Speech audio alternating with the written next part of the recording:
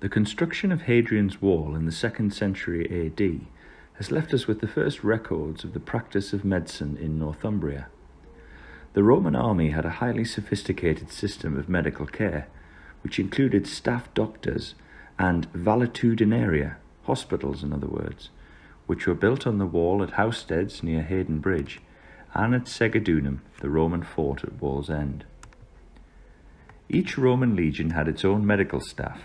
and the Vindelander tablets discovered at Hadrian's Wall record the names of Marcus, the medicus ordinarius, Albanus, a sepulchrius, pharmacist, and Anicius Ingenuus, a medical officer of the first cohort of Tungrians. The design of Roman army hospitals followed a standard pattern right across the empire, and had many features that we would recognize today, beginning with the entrance hall typically used for triage,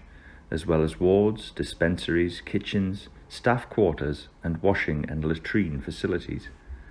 The Vindelander tablets refer to the construction of such a hospital on the wall to accommodate those soldiers listed as wounded, sick, or suffering from eye inflammation, probably conjunctivitis, which was so widespread in Roman Britain that the stamps with which oculists marked their blocks of eye salve for treating the disease are still frequently found by archaeologists. Prior to the 16th century, religious institutions like monasteries acted like a sort of proto-welfare state and were much relied upon by those who could not support themselves due to illness and infirmity. It was no coincidence that after the dissolution of the monasteries in the Reformation, Parliament was forced to find an alternative system of relief for the disabled, sick, and elderly, as well as the unemployed. The English Poor Law was first enacted under Elizabeth I in 1587 and continued after several reforms right up until the founding of the National Health Service in 1948. With the rapid population growth of the 18th century and the huge movement of people from the countryside into places like Tyneside, this parish-based system came under increasing strain.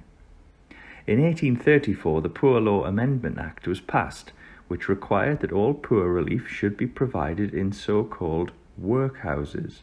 or poorhouses, and upon such harsh and humiliating terms that only the truly desperate would accept their conditions. As the Poor Law Commissioners themselves put it, "Into such a house none will enter voluntarily. Work, confinement, and discipline will deter the indolent and vicious, and nothing but extreme necessity will induce any to accept the comfort which must be obtained by the surrender of their free agency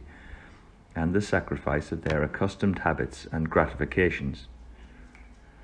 It was no surprise that some of the stigma still hung over the old workhouse infirmaries, places like Preston Hospital and North Shields, even after they were taken over by the fledgling NHS.